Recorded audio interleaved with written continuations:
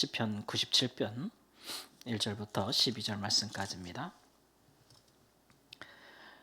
여호와께서 다스리시나니 땅은 즐거워하며 허다한 섬은 기뻐할지어다. 구름과 흑암이 그를 둘렀고 의와 공평이 그의 보좌의 기초로다. 불이 그의 앞에서 나와 사방의 대적들을 불사르시는도다. 그의 번개가 세계를 비추니 땅이 보고 떨었도다. 산들이 여호와의 앞 곧 온 땅의 주 앞에서 밀랍같이 녹았도다. 하늘이 그의 의를 선포하니 모든 백성이 그의 영광을 보았도다. 조각한 신상을 섬기며 허무한 것으로 자랑하는 자는 다 수치를 당할 것이라. 너희 신들아 여호와께 경배할지어다. 여호와여 시온이 주의 심판을 듣고 기뻐하며 유다의 딸들이 즐거워하였나이다. 여호와여 주는 온 땅 위에 지존하시고 모든 신들보다 위에 계시니이다. 여호와를 사랑하는 너희여 악을 미워하라. 그가 그의 성도의 영혼을 보전하사 악인의 손에서 건지시느니라. 의인을 위하여 빛을 뿌리고 마음이 정직한 자를 위하여 기쁨을 뿌리시는도다. 의인이여 너희는 여호와로 말미암아 기뻐하며 그의 거룩한 이름에 감사할지어다. 아멘. 하나님께서 다스리신다. 여호와께서 다스리신다라고 선포하는 그 시가 몇 개 계속해서 이제 더 나올 텐데요. 우리가 이런 것을 이제 왕권시 혹은 제왕시의 장르에 속한다 이렇게 말씀을 드렸습니다. 세상에 많은 주가 있고 권세들이 있으나 그러나 이제 실제로는 하나님께서 온 세상을 다스리시고 통치하신다를 굳게 믿고 또 그것을 믿은 바대로 살아가고 있는 사람들은 이제 기뻐하고 즐거워할 것이다라는 것이죠. 하나님의 통치는 이제 그의 보좌가 의와 공평의 기초다라고 했습니다. 사람들마다 권세를 부리면 그 권세에 유형이 있고 특징이 있지 않습니까? 그렇게 되니까 이제 저 뭐 우리나라로 말하면 누구누구 정부는 뭐 어떻다 뭐 이런 것들이 있지 않습니까? 그 정부의 특징들을 삼잖아요. 근데 이제 요번에 들어선 정부는 이제 국민주권 정부라고 부르지 않습니까? 그런 것처럼 국민의 뜻을 소중히 여기겠다 그런 거 아니겠어요? 근데 하나님은 이제 의와 공평이 기초다 이렇게 얘기했습니다. 성경에서 의라고 얘기할 때는 소극적인 의미에서 내가 불의를 행하지 않는 것. 그러니까 뭐 불의라 하면 이제 죄를 행하지 않는 것, 뭐 의로운 말씀, 법을 어기지 않는 것, 이제 이런 것들 그런 것들에 속한 것입니다. 그러나 이제 하나님의 의는 거기서 그치지 않고 어디까지 나가냐면 이제 불의한 자를 그 불의에서 건지는 것까지 나가죠. 그래서 우리가 그것을 구원이라고 부릅니다. 그러니까 하나님의 의는 그래서 구원하시는 의라고 부르는 것이죠. 우리가 사회에서도 예전에 일본에서 어떤 한국 청년이 지하철에서 이제 그 위험을 당한 일본인을 구하려다가 이렇게 대신 죽은 경우가 있지 않습니까? 그럴 때 일본에서 그 사람을 뭐라고 불렀어요? 의인이라고 불렀거든요. 예. 그래서 그 뒤로 이제 한국과 일본의 관계가 많이 좀 이렇게 달라지는 계기가 되기도 했는데 그럴 때 의인이라고 부를 때는 그저 내가 불의를 행하지 않는 것이 아니에요. 뭐 누가 있으면 지하철에 서 있다가 사람 확 밀어버리고 불의한 사람이죠. 악독한 사람이고. 그래서 그렇게 안 하는 거 가만히 있는 것이 의롭다라는 것은 뭐 불의하지 않다 이 정도겠죠. 그러나 이제 그런 사람을 건져내면서까지 희생을 무릅쓴다. 그것이 사실은 성경에서 말하는 정말 의죠. 그래서 예수님의 의가 우리에게 전가되었다. 우리가 믿을 때 할 때 그 의는 예수님이 이 땅에 사시면서 불의를 행하지 아니시고 하나님 앞에 무죄한 거룩한 그 의 하나만을 가리키는 것이 아니고 그가 그러한 자였으나 그러나 그가 우리를 위하여 자신을 내어주셨기 때문에 그 의라고 얘기하는 겁니다. 그러니까 성경에서 하나님이 말씀하시는 의, 그가 그 의로 우리를 통치한다고 했을 때에는 그가 단순히 우리의 잘잘못과 허물과 뭐 이런 것들을 가려서 재판하고 정죄하고 벌 주고 상 주고 이런 부분만을 하나님의 통치의 성격으로 여기는 것이 아니고 그의 백성들을 위하여 이제 자기를 희생하시는 그 아들을 자기 백성을 구원하시기 위하여 자신이 이 땅에 친히 오시는, 그래서 이 땅에서 죄짐을 지고 그가 죽으시는 그런 것을 포함하는 거란 말이에요. 그러니까 백성들을 위하여 자기 생명을 버리는 통치자다. 이런 것은 정말 세상에서 좀 찾아보기 어려운 그런 거 아니겠습니까? 우리나라 옛적 조선시대 때 보면은 전란이 나니까 왕이 제일 먼저 도망을 가요. 그죠? 도망을 가가지고 그것도 뭐 전략 중에 하나로 할 수 있는데 전쟁이 안 끝나네? 예, 그러니까 그게 뭐 전쟁으로는 뭐 안 졌다 이렇게 말할 수 있지만 그 기간 동안 백성들은 유린당하고 막 그 장기화된 전쟁 속에서 엄청 이제 죽고 막 뭐 잡혀가고 막 그런 일들이 발생하는 건데 어쨌든 이제 우리나라 역사는 그런 이제 이렇게 통치자가 백성을 위해서 희생하는 것들을 잘 몰라요. 사례를 좀 찾아보기 어렵지 않나라는 생각도 드는데 근데 이제 하나님의 의는 그렇지 않단 말이에요. 그리고 이제 하나님의 통치는 공평하다라는 얘기는 차별이 없다는 얘기죠. 하나님이 그 권세를 드러내시고 통치하실 때 사람을 볼 때 차별하지 않으신다. 누구를 구원할 때 하나님께서 보실 때 보면은 누구는 구원하고 누구는 구원해주지 않고 막 이렇지 않다는 거죠. 예전에 영국에서 안식년 할 때 어디 클래스에 들어갔더니 거기서 이렇게 그룹을 만들어 가지고 수업을 하는데 이제 그 바다에 이렇게 그 고립된 거예요. 고립됐는데 이제 구조하러 배가 왔는데 한 10명이 고립됐는데 2명만 이제 데려갈 수 있다. 예, 그러면 이제 누굴 구조하냐 이런 얘기죠. 거기는 막 아이도 있고 거기는 여자도 있고 거기는 임신한 분도 있고 거기는 노인 남자도 있고 건장한 남자도 있고 거기는 부자도 있고 막 재산이 엄청 많은 사람도 있고 가난한 사람도 있고 병든 사람도 있고 그러면 누구를 구원하냐라는 걸로 토론하는 거였어요. 근데 되게 각국의 사람들이 다 모였어요. 저는 한국인이 거기는 뭐 저기 사우디아라비아 사람도 오고 영국 사람도 오고 막 이래가지고 막 토론을 하는데 제 역할은 돈 많은 사람의 역할이었습니다. 저한테 그 역할 주더라고요. 그래서 제가 그렇게 보였나 봐. 그래서 돈이 많게 보였나 봐.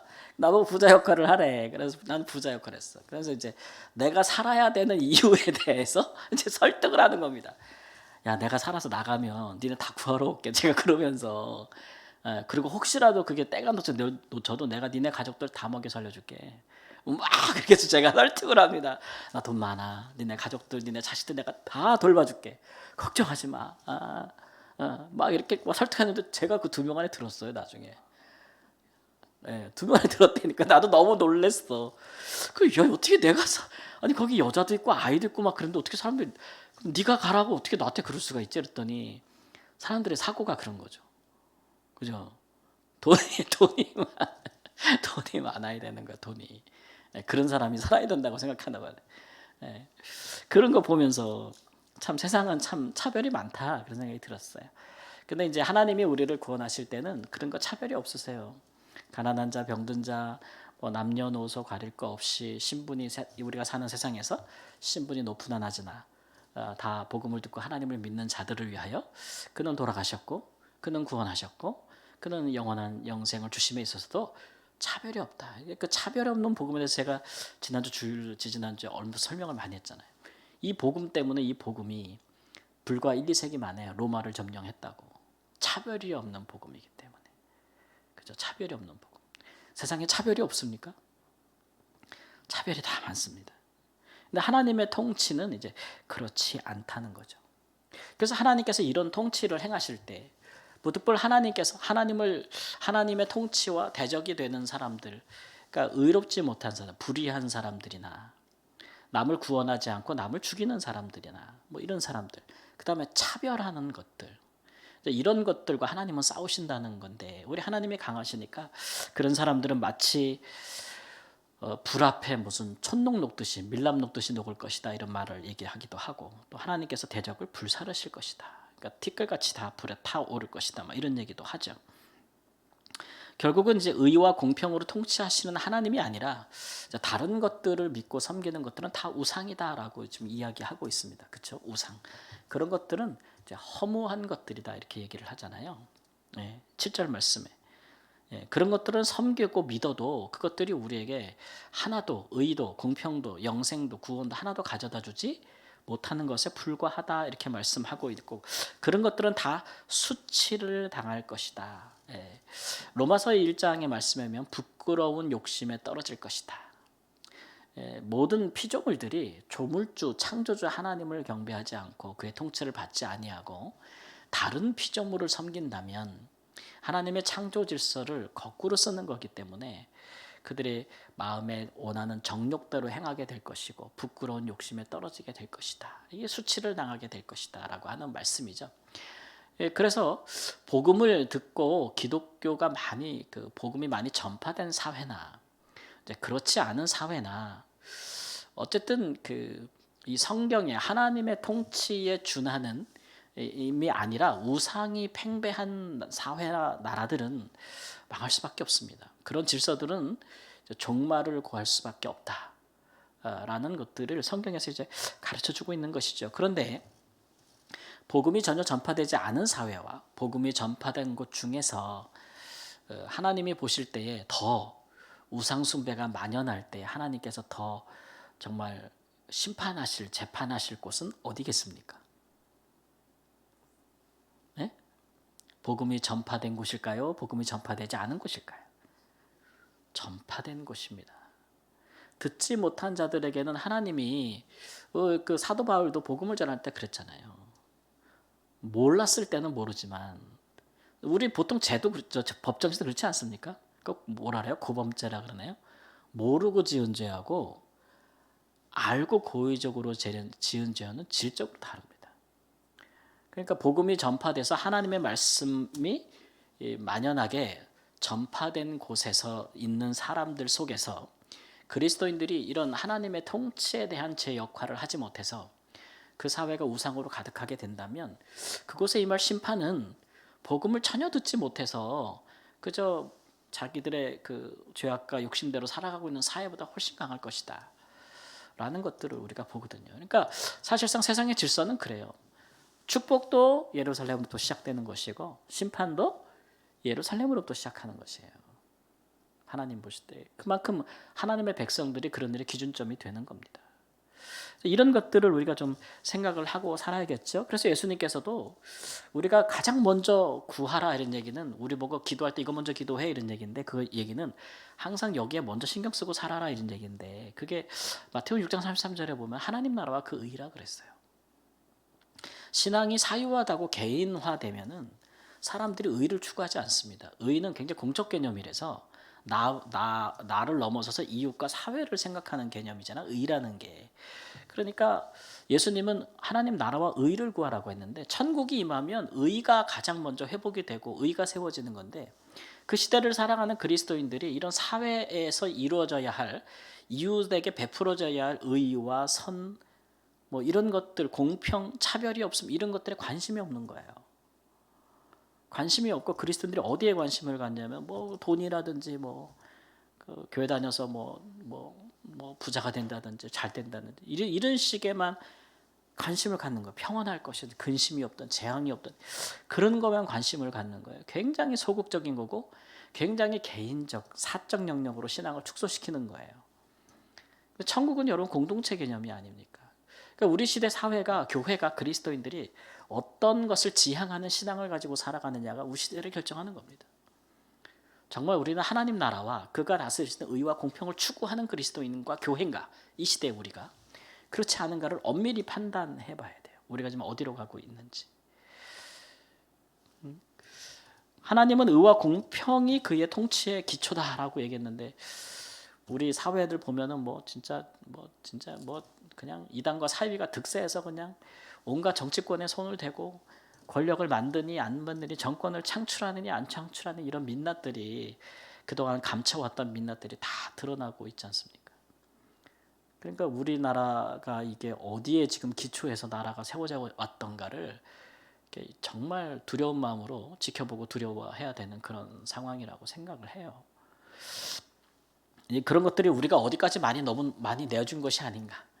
우리 사회 또 우리 사회의 이런 권력이 행사하는 구조 이런 것들에 우리가 너무 무관심했던 것이 아닌가. 그리스도인들이 그런 나라 이런 사회 돌아가는 일들에 대해서 우리가 다 관심을 끊고 그런 곳에 임하는 하나님 나라 이런 데 관심이 없고 그냥 우리가 평안히 살고 내가 개인적으로 잘 살고 평안히 살고 무단하고 하는 일마다 잘 되고 그냥 그런 일들에만 우리가 관심을 갖고 살아간다면 그것은 하나님의 나라와 그 의를 추구하는 사람이라고 할 수가 없을 것입니다. 그럴 것 같으면 예수님께서 왜 오셔가지고 여기저기 이 마을 저 마을 돌아다니시면서 그렇게 사셨고 또 왜 땅끝까지 복음을 전파하라 그러셨겠어요.